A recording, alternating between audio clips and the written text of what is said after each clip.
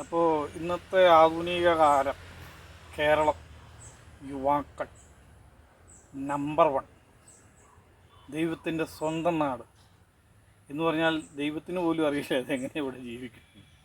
ആ ഒരു സാഹചര്യത്തിൽ കണ്ണാരത്തിൽ പോലും കാശ് വീഴാത്ത കാലമാണ്.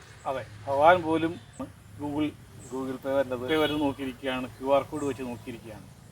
മൊത്തത്തിൽ ഒരു രക്ഷയില്ല. കാരണം എവിടെ നിന്ന് വന്നാലും ED ഉണ്ടാവും. അപ്പോൾ 5 ലക്ഷം പേര് ഒരു വർഷം 10ാം ക്ലാസ് കഴിഞ്ഞ് വെളിയിലേക്ക് വരുവാണ്. അപ്പോൾ 5 ലക്ഷം പുതിയ വേക്കൻസികൾ ഇവിടെ ഉണ്ടാകണം. അപ്പോൾ അത് ഇല്ലെങ്കിൽ എന്ത് കുഴപ്പമെന്ന് വെച്ച് കഴിഞ്ഞാൽ കഴിഞ്ഞ ഒരു കൊല്ലം കേരളത്തിൽ നിന്ന് മാത്രം 1 ലക്ഷം പേര് കാനഡയിൽ ഹോട്ടൽ തുടയ്ക്കാൻ പോയി.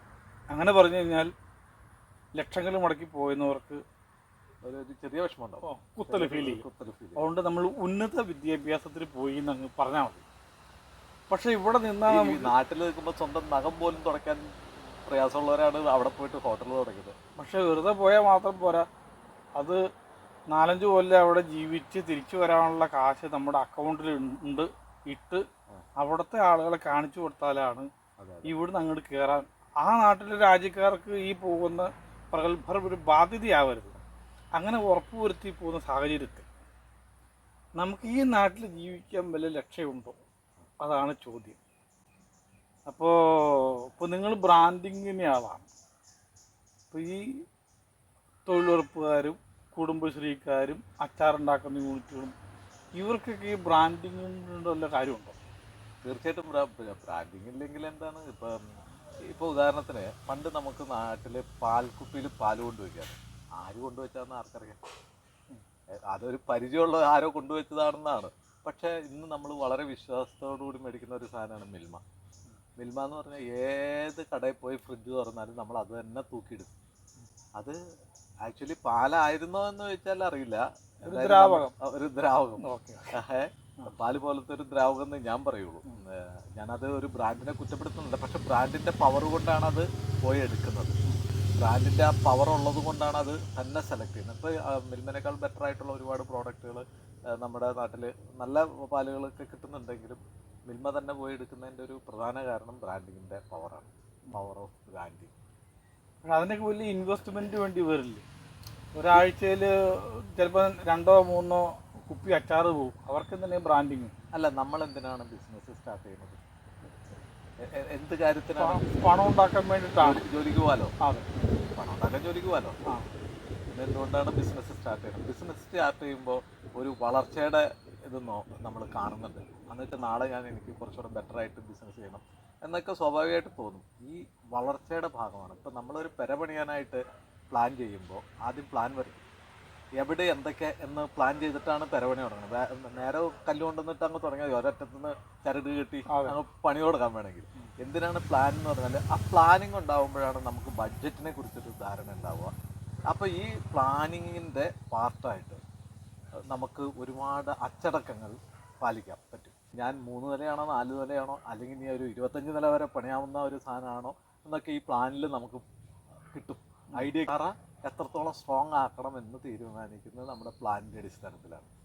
ആ പ്ലാനിൻ്റെ അടിസ്ഥാനത്തിലാണ്. എന്നാലാണ് നമുക്ക് ഭാവിയിലേക്ക് നിലകൾ കെട്ടിപ്പോക്കാൻ പറ്റുള്ളൂ. ഈ നിലകളെന്ന് ഞാൻ ബിസിനസ്സിൽ പറയുന്നത് എന്താണെന്ന് വെച്ചാൽ, ഈ നിലകൾ എന്ന് പറഞ്ഞാൽ വളർച്ചയാണ്. ഓരോ ഘട്ടവും ടേൺ ഓവർ. ഇപ്പോൾ ചിലപ്പോൾ 6 മാസം നമുക്ക് ഒന്നും തിരിച്ച് കിട്ടിയിട്ടുണ്ടാവില്ല. അപ്പോൾ ആ ടേൺ ഓവർ കൂട്ടണമെങ്കിൽ, ടേൺ ഓവർ മാത്രമല്ല ഈ പ്രോഡക്റ്റിനുള്ള വിശ്വാസ്യത കൂട്ടണം. നമ്മൾ മിൽമയുടെ കാര്യം പറഞ്ഞല്ലോ. അപ്പോൾ നിങ്ങൾ അച്ചാറായിക്കോട്ടെ, ചെറുകിട ആവശ്യത്തിന് കച്ചവടങ്ങളൊക്കെ വന്ന് അത്യാവശ്യം ബിസിനസ് കടന്നതിന് ശേഷം ചിന്തിച്ചാൽ പോലെ ഒരിക്കലും അല്ല. ഒരു പേര് ട്രേഡ് മാർക്കൊക്കെ നമ്മൾ 5 നില പണിതിട്ടാണോ തറയെ കുറിച്ച് ആലോചിക്കണേ? അതല്ല, തറ പണിതാലാണ് 5 നില പണിയാൻ പറ്റുള്ളൂ. അപ്പൊ ഈ ബ്രാൻഡിങ് എന്ന് പറഞ്ഞാൽ ഈ ഫൗണ്ടേഷനാണ്. ഇപ്പോഴത്തെ ഈ ഒരു പ്രശ്നം. ഈ ഫൗണ്ടേഷൻ ഇടാനുള്ള കാശുണ്ട്, പിന്നെ തീർന്ന്, പിന്നെ നിലവെക്കാനുള്ള കാശില്ലാത്തുള്ളതാണ്. പലരും ചെയ്യുന്ന പരിപാടികൾ കണ്ടിട്ടില്ലേ?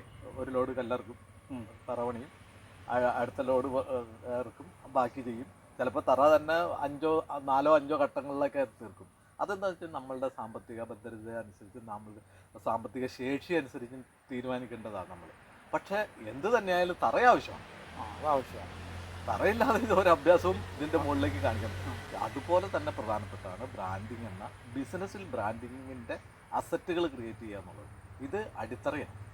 ഈ അടിത്തറ ഇല്ലെങ്കിൽ എന്ത് പറ്റുമെന്ന് പറഞ്ഞാൽ നമുക്ക് പിടിച്ചു നിൽക്കാൻ പറ്റില്ല. കാരണം നാളെ നമ്മളൊരു അച്ചാർ ഉണ്ടാക്കി, തൊട്ടപ്പുറമുള്ളവരും അച്ചാർ ഉണ്ടാക്കുന്നുണ്ടല്ലോ, ഈ അച്ചാർ നല്ലതായിരിക്കാം, പക്ഷേ ഇത് ഒരു ബ്രാൻഡിലല്ല അറിയപ്പെടുന്നതെങ്കിൽ മറ്റവൻ നല്ല ബ്രാൻഡിലൂടെ കച്ചവടം ചെയ്ത് പോവുകയാണെങ്കിൽ അവനെ നാട്ടുകാർ തിരിച്ചറിയുകയും അവൻ്റെ സാധനങ്ങൾ വാങ്ങിപ്പോവുകയും ചെയ്യും. നമ്മുടെ സാധനങ്ങൾ നല്ലതാണെന്ന് പറയുന്ന അഭിമാനത്തോടു കൂടി നമുക്ക് വീട്ടിൽ കൊണ്ടുപോയിട്ട് ഇരിക്കാമെന്നല്ലാതെ അത് ആരും കൊണ്ടുപോകില്ല.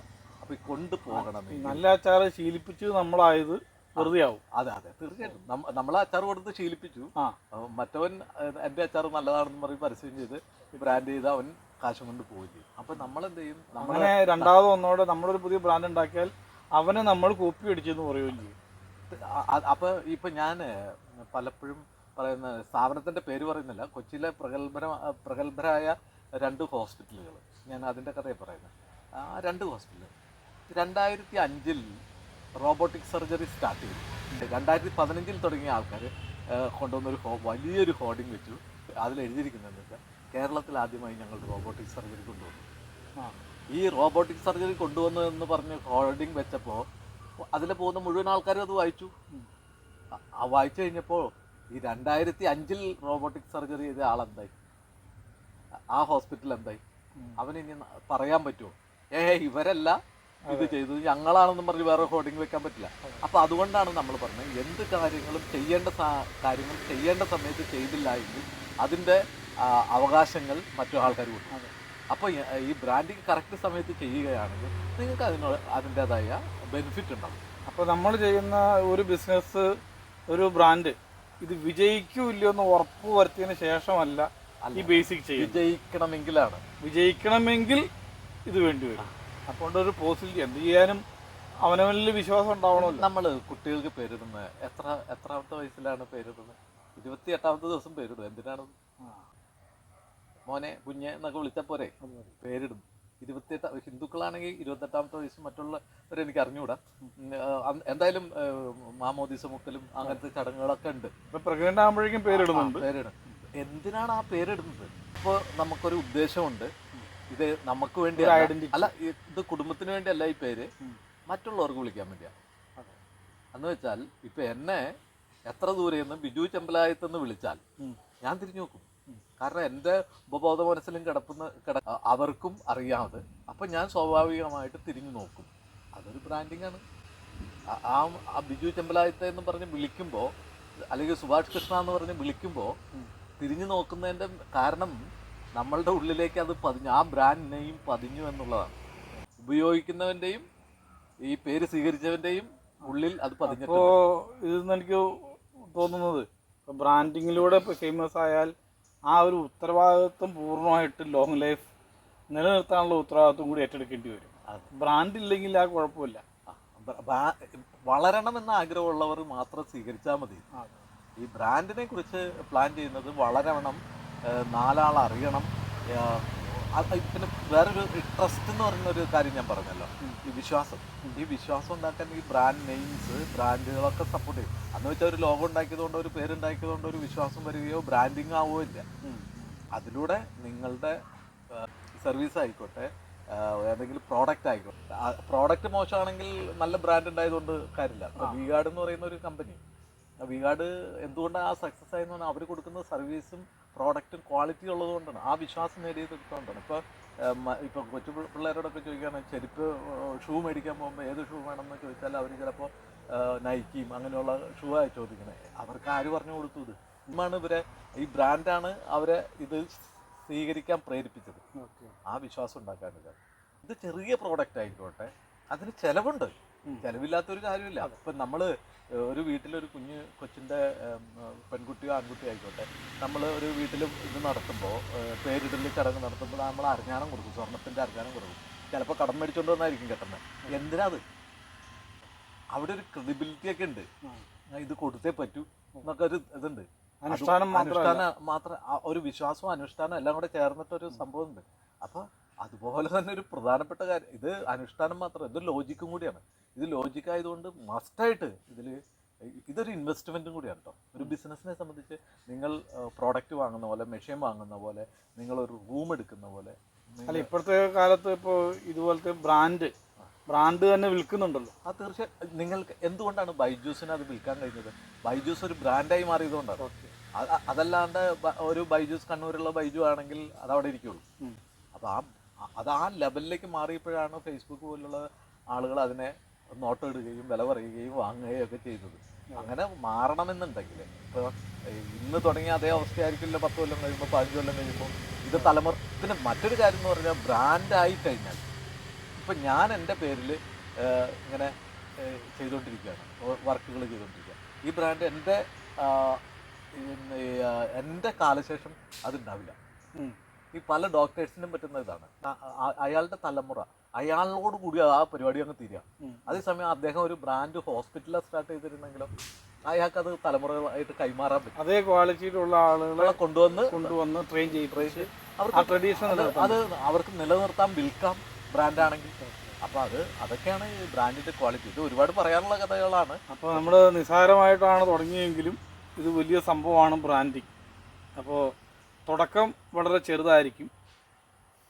ഫസ്റ്റ് ഗിയർ ഇട്ടാണ് നമുക്ക് തുടങ്ങാൻ വണ്ടി മൂവ് ചെയ്യാൻ പറ്റുള്ളൂ. എല്ലാവരും ടോപ്പ് ഗിയർ ആദ്യം ഇടുന്നതിനെ കുറിച്ചിട്ടാണ് ചിന്തിക്കുന്നത്.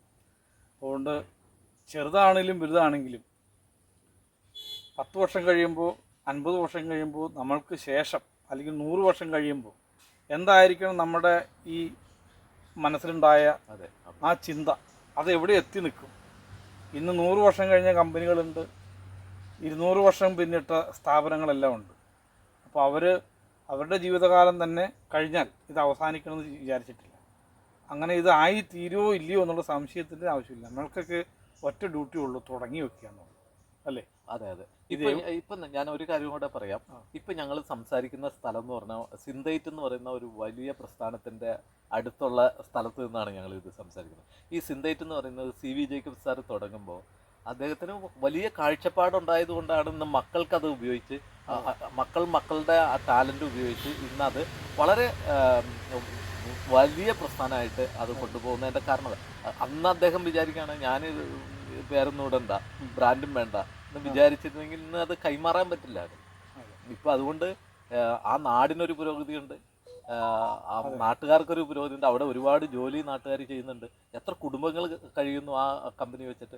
ഇതൊക്കെ തന്നെയാണ് നമ്മളൊരു കമ്പനി തുടങ്ങുമ്പോൾ നിങ്ങളുടെ കമ്പനിയിലൂടെ ചിലപ്പോൾ 10 കുടുംബം കഴിയുന്നു എന്ന് പറഞ്ഞാൽ ഒരാൾക്ക് ഒരു ഓണ്ടർപ്രണറിന് മാത്രമാണ് ഈ സർവീസ് ചെയ്യാൻ പറ്റുള്ളൂ. വേറെ ആർക്ക് കൊടുക്കാൻ പറ്റും? ഒരു 10 കുടുംബത്തെ സംരക്ഷിക്കാൻ കഴിയുമോ?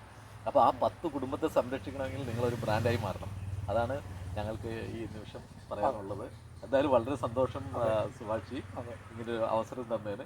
അപ്പോൾ ഏതായാലും ഒരു branded business, local to global, right അതിലെത്തണമെങ്കിൽ കൊച്ചിയിലെ ഒരു കുഗ്രാമം എന്നല്ല അറിയേണ്ടത്, കേരളത്തിലെ അല്ലെങ്കിൽ ഇന്ത്യയിലെ കൊച്ചി എന്ന് പറഞ്ഞാൽ അറബിക്കടലിലെ റാണി എന്നൊക്കെ നമ്മൾ പരീക്ഷയ്ക്ക് എഴുതുന്നൊരു വാക്കിനപ്പുറം ഈ നാടിൻ്റെ ഓരോ ഗ്രാമത്തിൽ നിന്നും ഒരു പ്രൊഡക്റ്റ് അന്തർദേശീയ തലത്തിൽ 800 കോടി ജനങ്ങളിലേക്ക് ഒരു കൊച്ചു കുടിലിൽ നിന്ന് നമുക്ക് എത്തിക്കാൻ പറ്റണമെങ്കിൽ ബ്രാൻഡിങ് വേണം.